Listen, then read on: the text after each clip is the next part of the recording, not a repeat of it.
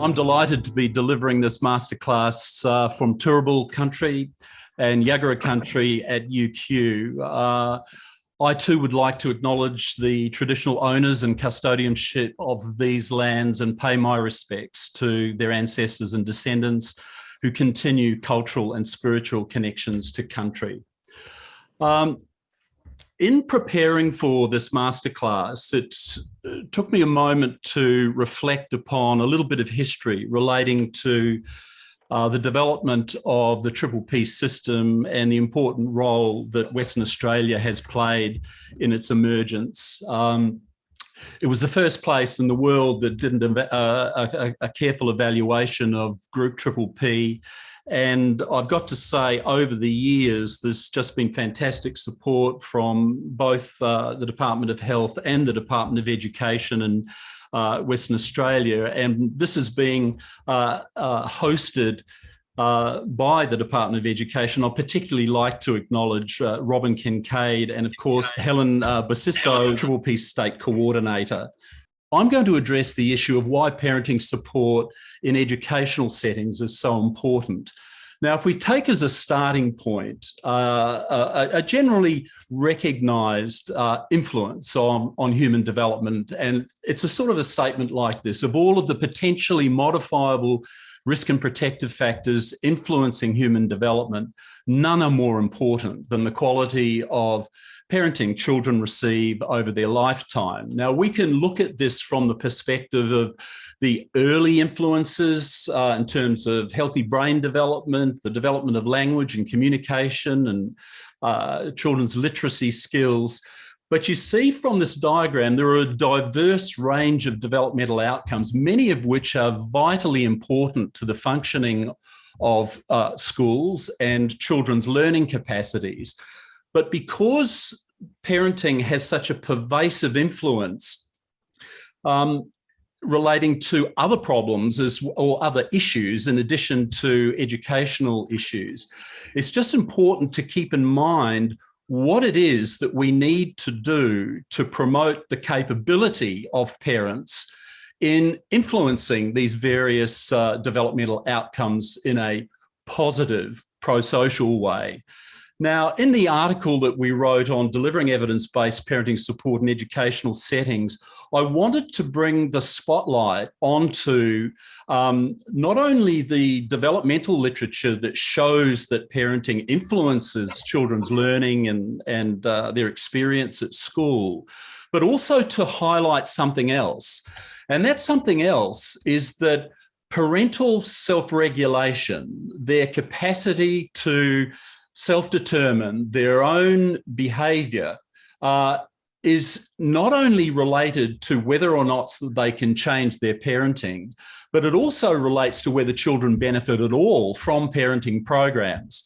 And so when you think about the whole idea of preparation for parenthood, fundamentally we need to promote the autonomy and self-sufficiency of parents to tackle what's in front of them. A self-regulation lens is really helpful because it focuses on building a sense of efficacy in the parent, a belief that they can change the things that they're dealing with or are concerned about, that they can learn the tools of self-management, which have to do with goal setting and having values inform the kind of goals you wish to set for your children. But it also focuses on the promotion of personal agency, that sense of can do. I am in control of the things that really matter to me in terms of the way I'm raising my children.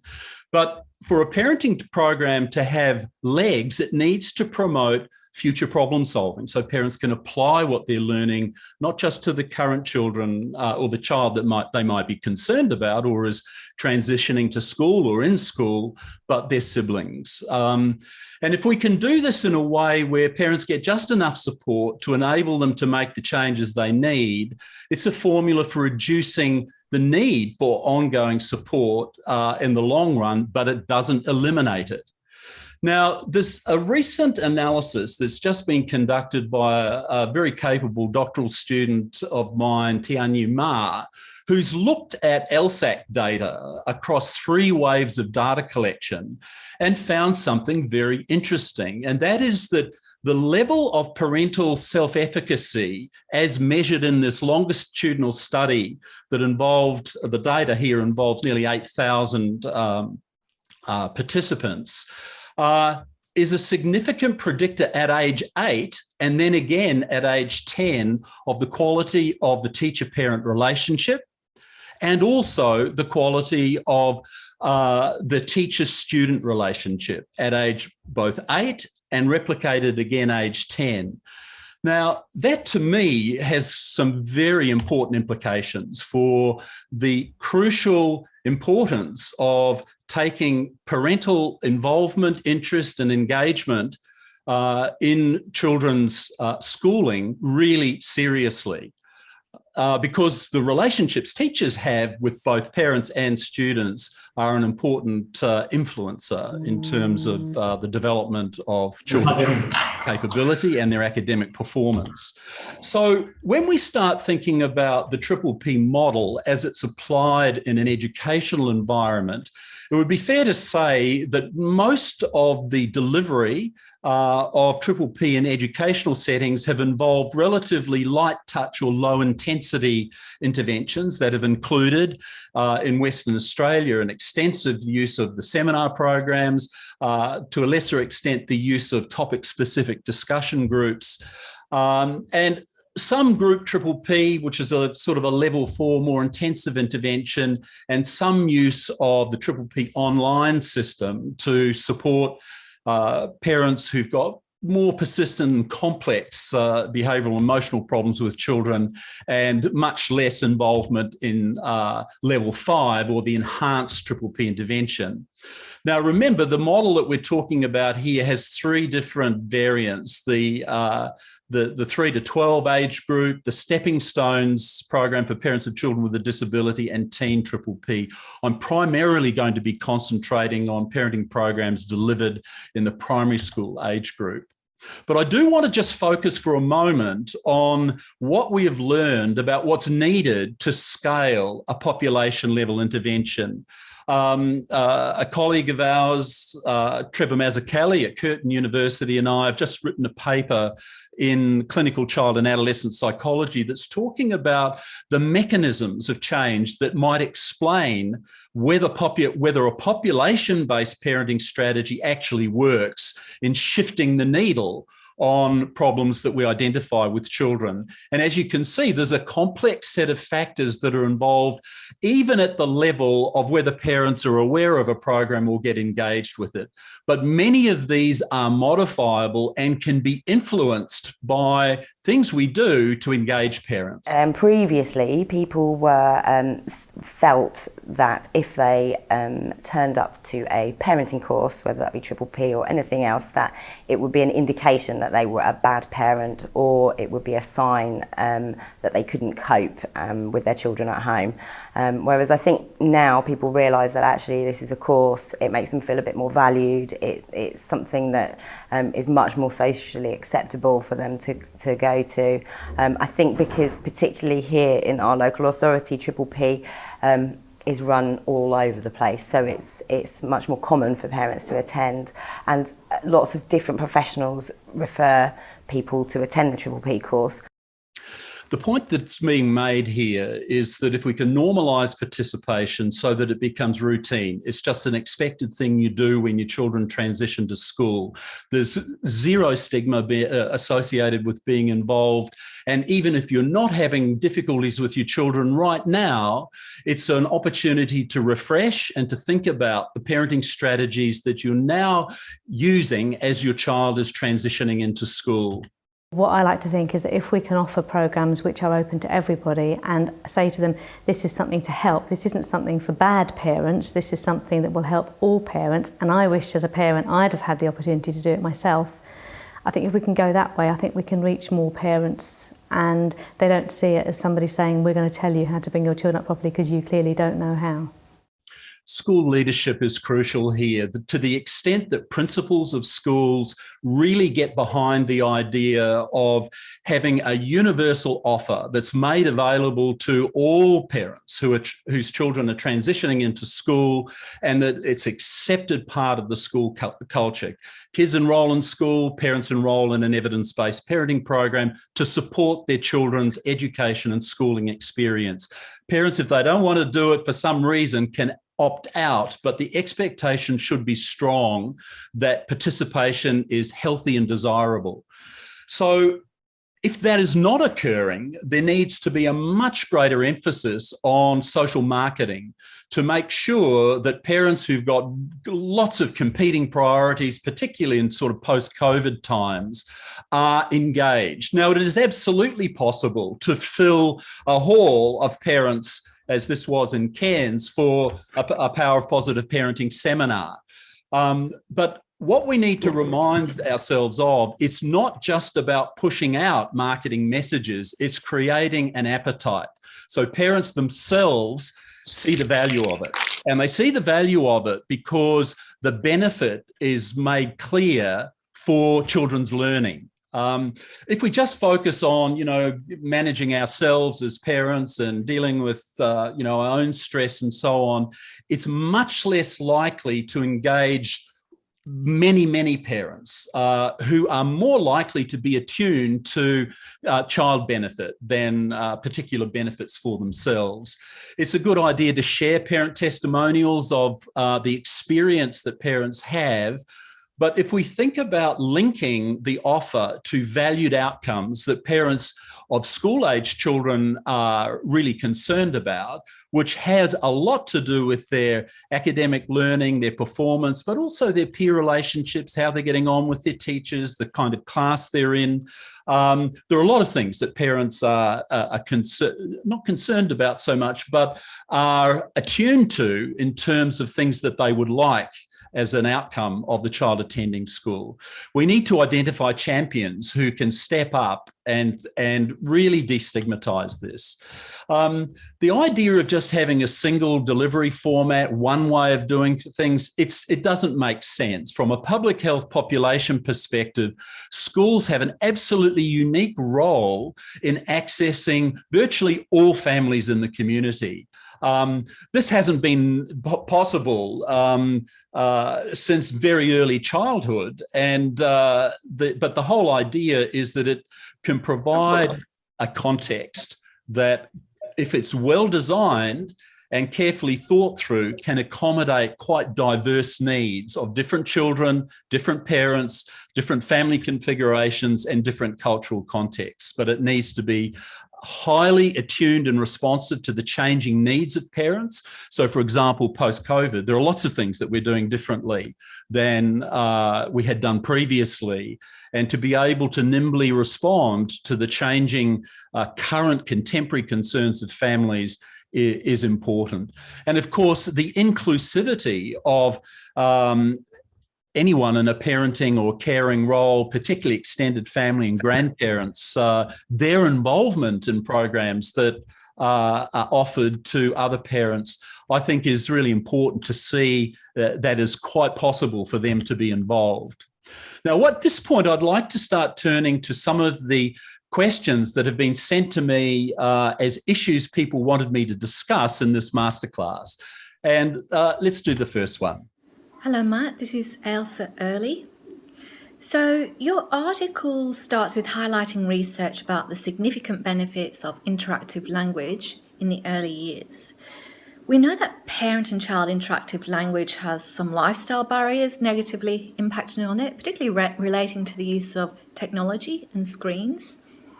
So there is a triple P tip sheet on supporting toddlers' language development.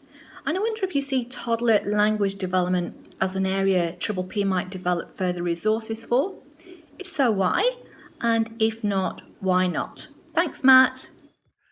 Okay, thanks. Well, the why is that language is so crucially important, and children's ability to communicate with others is fundamental to their success at school and to their cognitive development. And we know this is just crucial, that the number of words added to a child's vocabulary between 12 and 36 months is a significant predictor of their IQ, and at age 9, how well they're doing at school and their intellectual capacity. That's Hart and Risley work, fundamental to Triple P. Todd Risley was one of my advisors in my doctoral work. And so the emphasis upon language and communication, I think, has always been there in Triple P materials and resources, but we've strengthened that focus with some additional tip sheets and resources. There's also been a large study that has been completed and funded in the UK by the Education Endowment Foundation, evaluating group Triple P for children with language difficulties. This was a sort of a COVID-disrupted kind of trial, but nevertheless, it was trialled in a large number of preschool environments in the UK, and the indications in terms of impact on the development of children who were selected because of living in socially disadvantaged and vulnerable areas was overall a positive result. So I think it's a great idea to be focusing as much as we can on language and communication. Parents have a crucial role there. Let's go to the next one. Hi, Matt. I'd like to know more about how Triple P can be used to promote self-regulatory skills. So a lot of the time parents are asking about, my child has meltdowns or tantrums, and really they're quite dysregulated. So just like to hear you talk more about how Triple P can be used in that way, and also around the time out versus time in. We bump into a little bit where parents are asking about time in, having done things like circular security, and just for my own peace of mind and clarity, just to be clear around the evidence of time out as an effective strategy to help children regulate and calm. Thank you.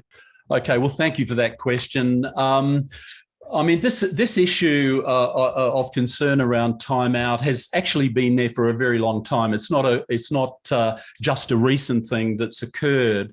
And, there's been some criticism of the timeout strategy, but the overwhelming strength of evidence shows that of all of the evidence-based parenting interventions that have produced really significant sustained reductions in problem behaviour in children, all use some variant of timeout, whether we're talking about incredible years, Triple P, PCIT, whether we're talking about helping the non-compliant child. Many of the evidence-based programs use it. More importantly, in recent times, there has been some great work done by Mark Dadds and his colleagues at the University of Sydney, really looking at the question of whether parents applying timeout has any adverse effects on things like attachment, particularly if they've come from a trauma background.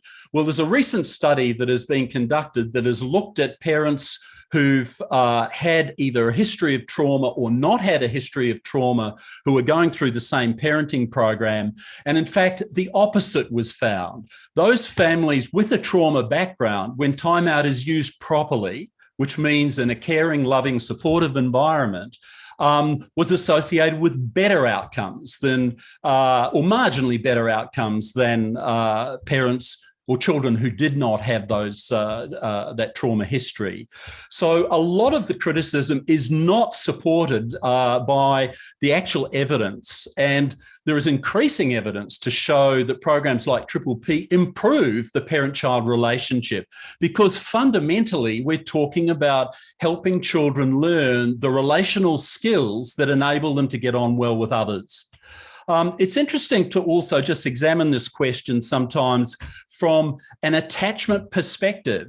Let me just play something that Dan Siegel had. The word timeout has a very interesting role these days in modern parenting. The way researchers use the term is fantastic. It's all about taking a time off from an interaction, and basically learning the skills of self-regulation by taking a break from what's going on. Now, a timeout, as researchers planned it, was to be planned ahead of time, to be done when a child is acting in a way that is perhaps not appropriately engaging with others or showing behavior that's respectful. It's a way where the parent is not supposed to be at the end of their tether and losing their mind and furious, but actually, since it's planned ahead of time, done in a way that's a form of discipline, meaning to teach the opportunity to develop self-regulation, because the time... Dan Siegel is an attachment theorist, and he's a leader in the field of attachment theory applied to raising children.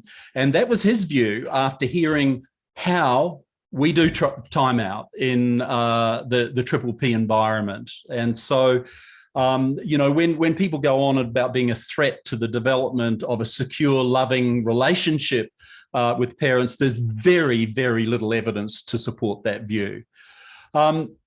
Next one. Hi, Matt.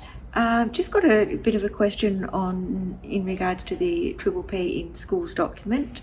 In Table 2, it gives a list of discussion group topics.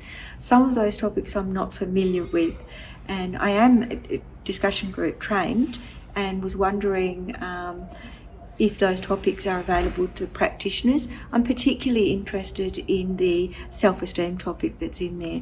Could you give us some more information about that particular topic, but if there's any other topics coming out in the discussion group series?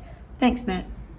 Okay, so when we think about the Level 3 discussion group series that's been referred to, these are topic-specific seminars that have been developed in different age groups, and we primarily focus to date on the younger children, but there are a number of additional topic group discussion group topics that are getting ready for dissemination. And an evaluation is being conducted by Melanie Palmer at the University of Auckland of the primary school series of topics. These are the ones that were used in that trial and showed very good intervention effects, where she compared a single discussion group with multiple discussion groups, finding positive outcomes for both. But if you had more than one discussion group, there was a better outcome. In the context of COVID, there's a much bigger emphasis on school psychologists' role in supporting mental health, and obviously with how we can implement Triple P. Are you able to expand on how Triple P can support in mental health outcomes for students and their families? Sure, I'd be happy to do that. I mean, I think the thing that we just need to remind ourselves is that we are in absolutely unique times at the moment, where parents throughout the world, to a somewhat perhaps lesser extent in Western Australia than other parts of Australia, have been dealing with the major challenges associated with the COVID-19 pandemic. And it is absolutely the case that there's very widespread worry and anxiety amongst parents, a lot of uncertainty about what's around the corner, what phases of the pandemic we're going through, the level of distress that people are experiencing because of the reactions of others. Also, sort of traumatic loss, really adverse impacts on people's incomes and increased financial stress. And the thing that we know about these impacts is that those with pre-existing vulnerabilities and existing problems are the most adversely affected by what they're going through. And of course, we've seen this, worrying increase in family violence and conflict in the home. So when it comes to thinking about what the impact of the pandemic has been on children, we need to remember that there has been a really significant increase in mental health problems of kids as a result of the pandemic. It's very difficult to get children into any kind of mental health service or psychological support for assistance relating to their mental health. And therefore, we need to start thinking about, well, what are the potential roles of schools and a more public health response in addressing concerns? Because the questions that parents have are many and varied. I would love to know how to handle the situation where my children are insanely competitive at the best of times. We're now spending a lot of time with each other and the competition is increasing. At what point should I intervene? And if it gets carried away, should there be punishments? And how do you think we can best minimise this? Thanks. Worry about this. What if my parent passed away from the virus? My children has never been dealing with death before, and I'm worried that they will not be able to cope with this and have no idea how to help them as well. So what is your suggestion? So we need to put this in the context of what else is going on as well. I mean, we in Queensland and in northern New South Wales and in Sydney, we see have experienced just horrendous impacts of floods that have happened on top of things like bushfires, the current threats of war in Europe are really concerning a lot of people. And of course, this is on top of the pandemic and worries about the future, climate change. When we think about the level of the flooding that's occurring, to what extent do we attribute this to the realities of climate change? So the thing that I'd just like to draw to your attention is that the same psychological mechanisms and processes and family influences kick in, addressing quite a diverse range of potentially traumatic and highly stressful experiences. We need to be highly attuned to what children are telling us they're concerned about. My name is Atu and I'm 6 years old. And so we had our first death in our country. So I don't want anyone to bring the coronavirus into my house, and I hope my cousins or my uncles or my uncles that work at the doctors at the hospital don't get sick and die and get infected. I don't want the coronavirus to hurt my family. So it's pretty clear that in order to develop an effective response to this, we needed to act quickly. In March 2020, when it became first apparent that we were in for this kind of major pandemic, it enabled and required really Triple P and the Parenting Family Support Centre to get together to develop a parenting in a pandemic response. And some of you will be aware of some of the tools and resources that were developed quite quickly within a first few months of it starting. But of course, the show is not over and the concerns continue, and some of the residual effects as we're coming out of it, in theory, are still being experienced. So what we did is develop a multi-level response that included a range of online downloadable free parent tip sheets and resources that were designed for different target groups. For example, programs were developed for parents of teens, parents of younger children, early childhood educators, and then a set of resources were developed for parents of children with a disability. In addition to that, we developed a 20-episode podcast series that can be accessed from that address that was about providing parenting tips and advice to do with different issues and topics that were identified from an advisory group relating to the hot topic issues that parents were concerned about. The other thing that happened is that there was a strong increased need for accessing Triple P online and telehealth-based delivery of Triple P because people couldn't deliver seminars, they couldn't deliver in person, that is, or groups. And there was a hugely overburdened mental health system trying to, it was taking you 6 months to get an appointment with a psychologist, for example, which meant that unless there were other ways of accessing parenting support and advice, parents were not getting it. At the same time, we published in 2021 a randomized trial comparing Triple P Online to Triple P delivered individually over 10 sessions, standard Triple P, a level 4 intervention. This is called a non-inferiority trial. At 12 months follow-up on multiple indices of outcomes, there were equivalent outcomes using intent to treat analysis. This was based on parent report, observational data, and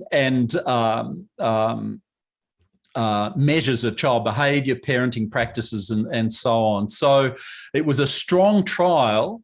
And since the beginning of COVID-19, there's been a more than doubling of demand around many jurisdictions for accessing online support.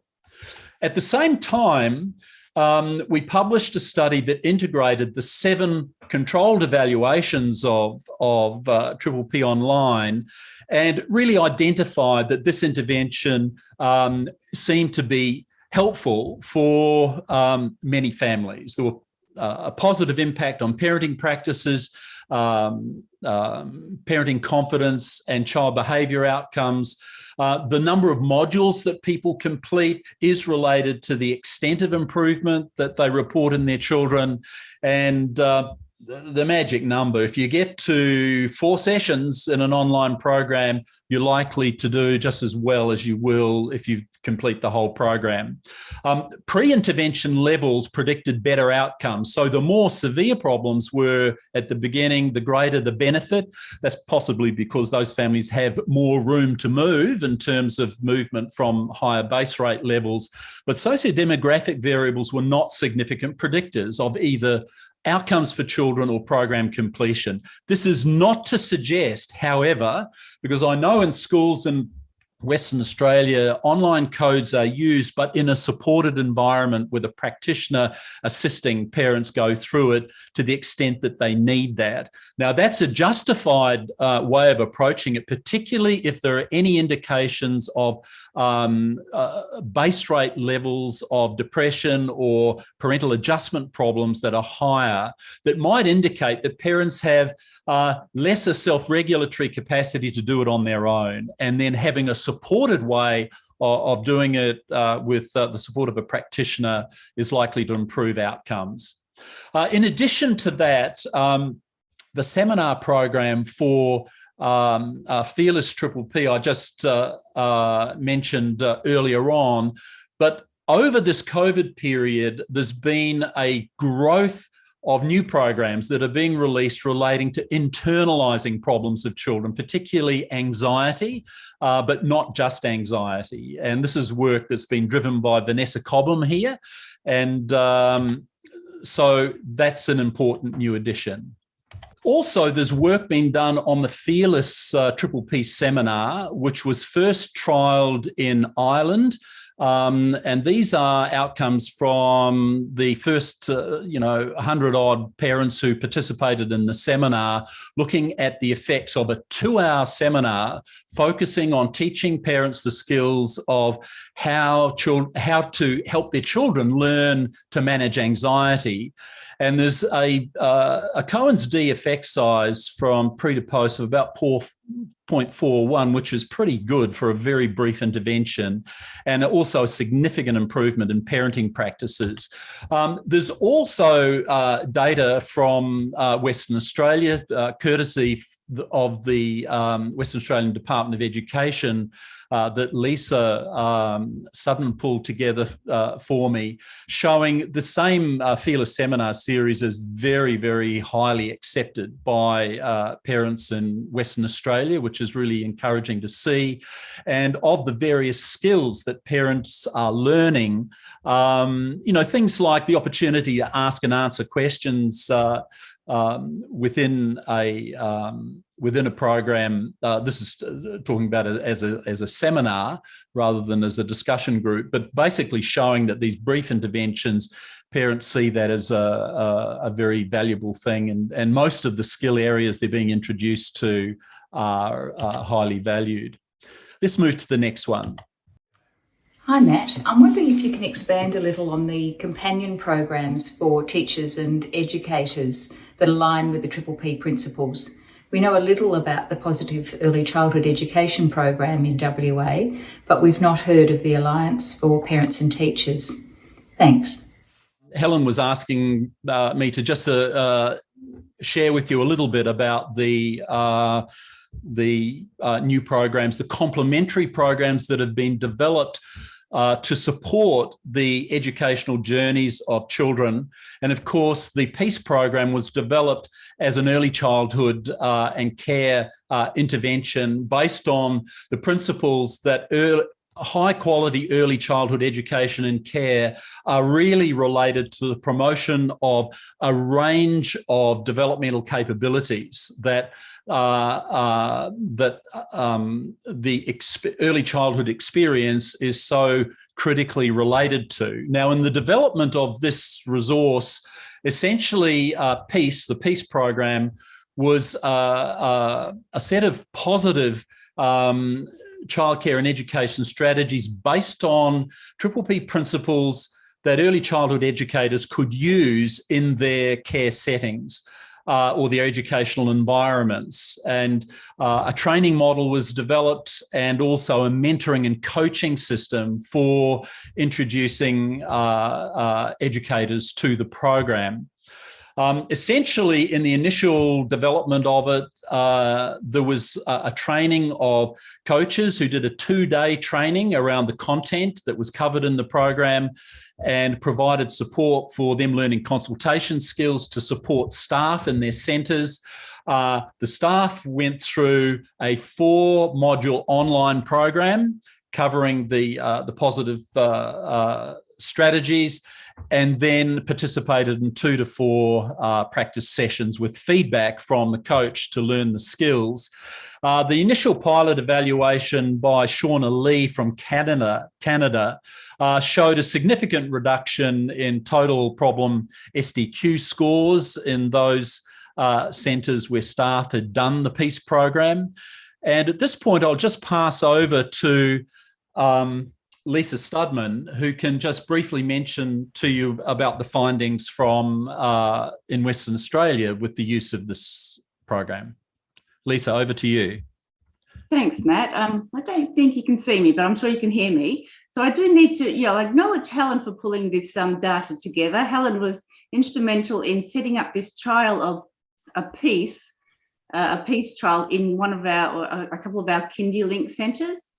So this included 8 teachers, early educators and teachers, some Aboriginal, some non-Aboriginal, going through the online component of the PEACE training. So they did 4 online modules over 4 weeks, and then they came back for a refreshing sort of workshop and a coaching workshop. And this is some of the outcomes that they reported on in terms of how useful they thought the strategies would be within the Kindy Link centres. So I don't know if people can see the strategies there, but those of you who are trained in Triple P will recognise that a lot of the content of PEACE is similar to Triple P, and it's what the developers have done are pull out the strategies that teachers can use in the classroom as a classroom management and engagement strategy.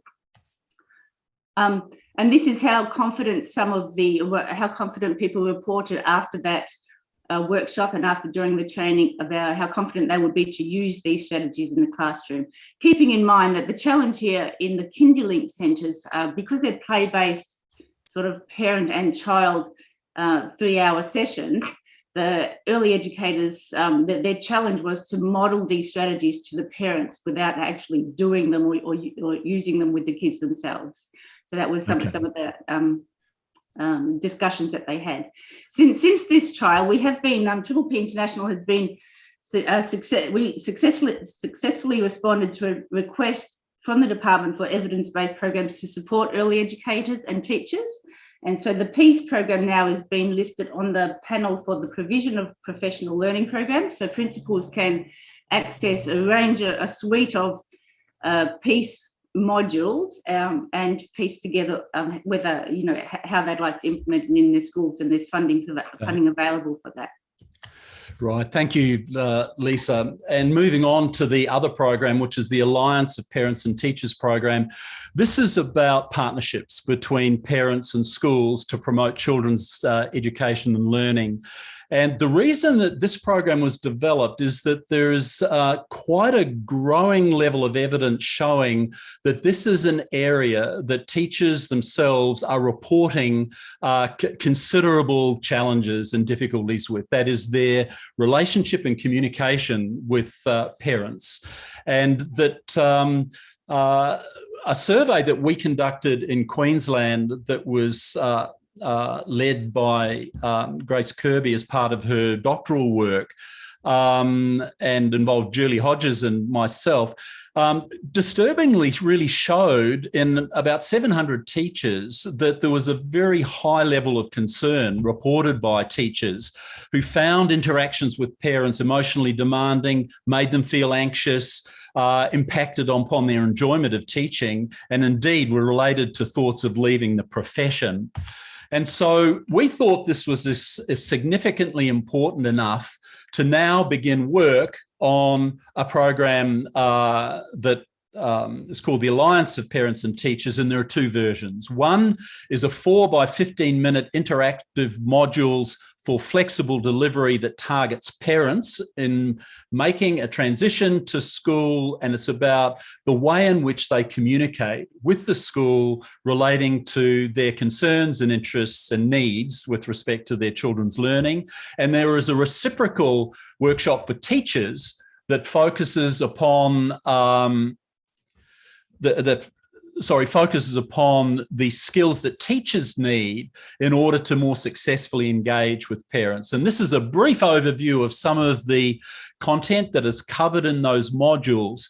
But it is fair to say that there are some parents who really do have difficulties with the way in which they approach a school, being demanding, entitled, sometimes escalative. I mean, teachers have experienced physical assault, and in some countries, parents have killed teachers. And so this is obviously an area of significant concern.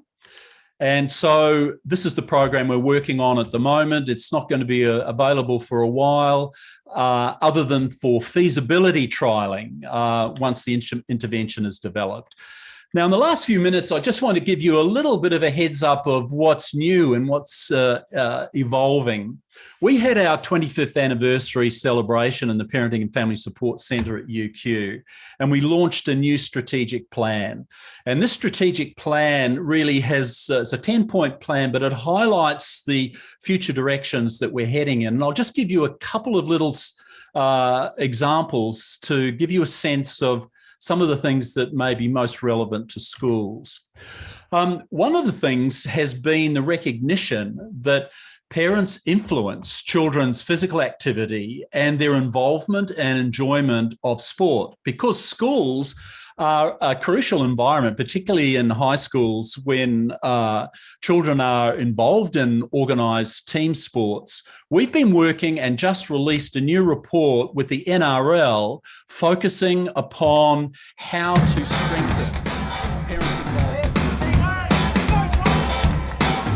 I like the fact that you can run around and make friends and have fun. We're from East! The mighty, mighty, mighty, mighty, mighty, mighty, roar! I like footy because it gives me a sense of belonging. I learn new stuff and I have friends. I've just been playing it for 10 years now and I just enjoy it. It's just in my blood. I just have fun every weekend. Yep, you heard him. Aussie kids love their junior sport, but how much they get out of it depends on you and me. Welcome to Play Well. This program is all about how we as parents can help our children enjoy junior rugby league and make the most out of it.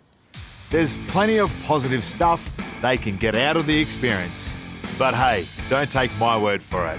Let's pass it over to the experts and start with one of the world's leading parenting coaches. Thanks, Sam. Enrolling your child in junior sport is a great investment in their physical and personal development, but it's only the first step. Our influence on how our kids enjoy their sport goes well beyond weekends of cheering here on the sidelines. Together in this program, we'll look at ways of becoming a more positive sporting parent, how to avoid common traps, and strategies to strengthen positive behaviour. Believe me, it is well worth making the journey because there's so much to gain for your child in the long run. To get the big picture, let's cross to Dr. Cassie Didman. Thanks, Matt. Junior sport may simply seem like a great way for your child to get fit and have fun, and that's certainly the case. But let's lift our perspective and look at the whole field of benefits our children derive from playing team sport. Okay, so that's just a little snippet from this single session online module that was being designed as a universal transition into the sport program, a parent induction program, and it was combined in the feasibility trialling with a twice weekly text messaging during the season, 2 text messages a week. And a referral pathway for then those families who needed more intervention support because they had kids who were actually behavioural problems.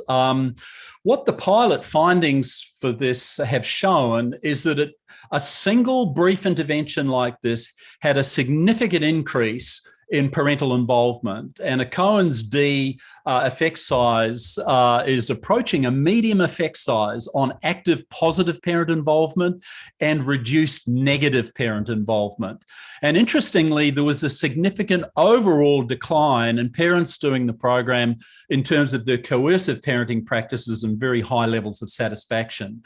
The main point is that children's long-term enjoyment and participation and engagement in active physical activity is influenced by the adults in their lives, including teachers who are coaching children or involved in physical education, parents, and of course the community sport as well. But it's just an illustration really of a brief low intensity intervention being targeted. This is just an example. One sport, but many, many sports have similar issues. And so this is a sort of a template. The other thing I'd just like to draw to your attention is that we recently published in Child Psychiatry and Human Development a paper that is really arguing that the UN Sustainable Development Goals, where there are many, many of them are influenced by parenting and family relationships. Now, the assumption that it's someone else who fixes all these problems, it's all to do with policy, it's all to do with the actions that others have to take, is disempowering. Whereas if we think about the preparation of children to not only have good relationships with their parents, with their siblings, with their peers, with their teachers, with their grandparents, but also their sports coaches, their music teachers, and other advisors in their life, let's add to that their relationship with the natural environment and their relationship with the animals of the world. If we can activate through a strategy that blends the influence of school-based curriculum activities with complementary parenting and family support in the family environment, combined with some movement that we can get and buy-in at a local level of the community, including businesses, then the whole idea is that we could join the dots across these various sources of influence with one fundamental goal: family agency. A family's belief that they have the capacity to make a difference.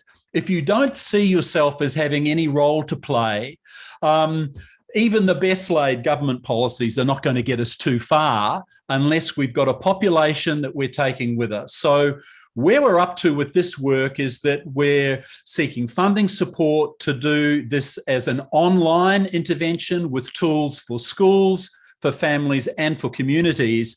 And we are systematically going to be targeting in this program multiple of the Sustainable Development Goals, and which fundamentally is related to building a more humane, caring, safe society where people are healthy and have the opportunity to live in an environment that is sustainable.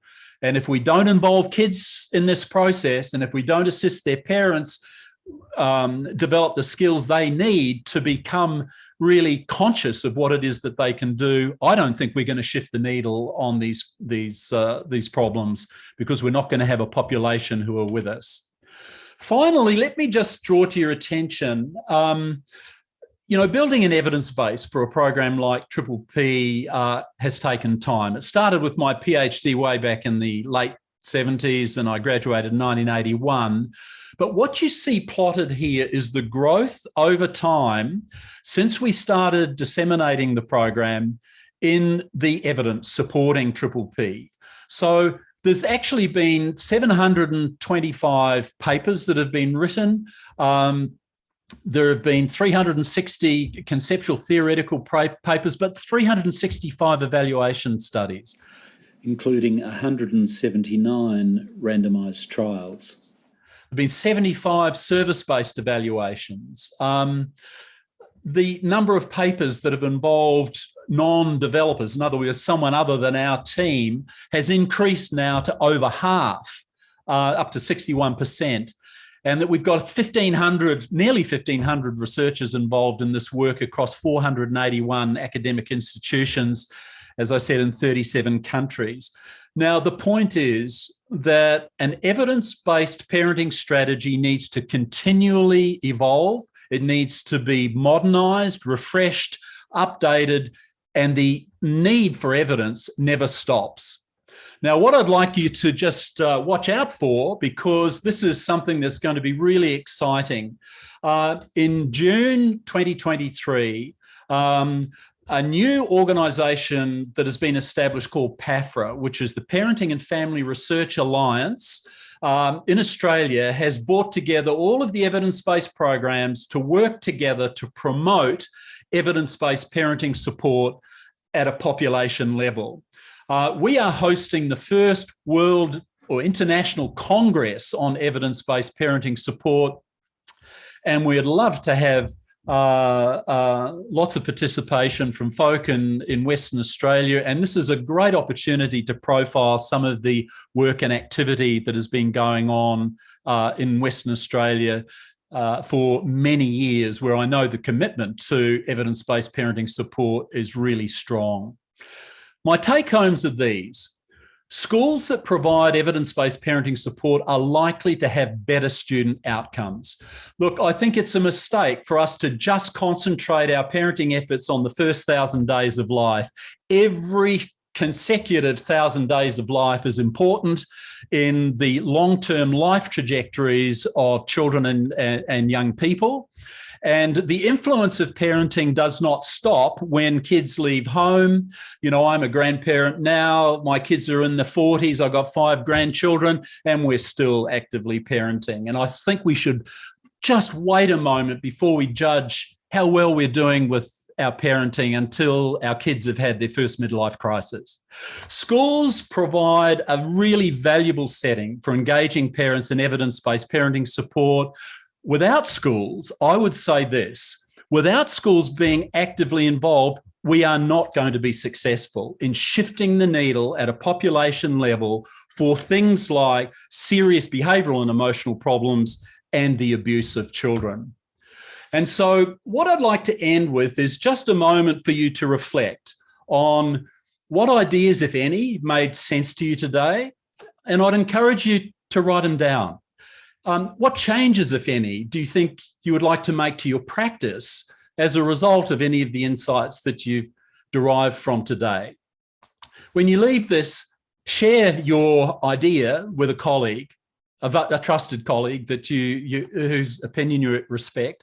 Make a plan and just do it, because turning good intentions into actual actions that will increase the number of children whose parents in Australian schools participate in a high-quality, evidence-based, culturally informed parenting support strategy is absolutely crucial to having a successful outcome. I would just like to acknowledge the marvellous work of all of the practitioners in Western Australia who, under very difficult circumstances in the last couple of years, have been continuing to provide evidence-based parenting support for families. And I think the involvement of schools in Triple P is really, really important. And that if there's anything that can be done to increase the participation rates of parents, then you're much more likely to be able to shift the needle at a population level on these problems that we're concerned about. But I'd just like to acknowledge everyone's professionalism and contribution to this very, very important work. Thanks, Matt. And thanks so much for your very inspirational masterclass this morning. I live and breathe Triple P, but there's always something new and exciting to learn about, and realise that Triple P is at the forefront of maintaining, delving into every bit of evidence and so forth. So, it's a pleasure to be associated with it. During the morning, I was thinking of you as the David Attenborough of the family relationship world. And then you linked it in with this new sustainable development. And I thought, oh, you really are coming into David Attenborough territory. Your life's work's been so valuable to families and communities, and for that we thank you. We feel pretty proud of what we achieve within WA, particularly with our West Australian website, which allows parents, very quick access to our seminars. But we've still got a long way to go, I know, to be truly population health approach level. I'd just like to remind everybody, as Matt did earlier on, that, the logo for Triple P is that it's for every parent. We need to really be encouraging at that whole population level for every parent to participate in this. And I think your point about the level of mental health concern and, the wait list for professional help, it really does put onus back into schools quite strongly to be supporting parents with their concerns for their children prior to getting that more expert help or that next level of help perhaps. Remember that if anyone has a suggestion, feedback that they'd like to provide us as developers of the program, please feel free to just flick me an email. I'll be very open to trying to respond to it if I can. And to me, this is about a partnership between, developers, evidence-based programs and practice-based evidence that comes from the use of those programs. And the feedback is just crucial to maintaining a living, breathing, constantly evolving body of knowledge that we can infuse into the Triple P system for all.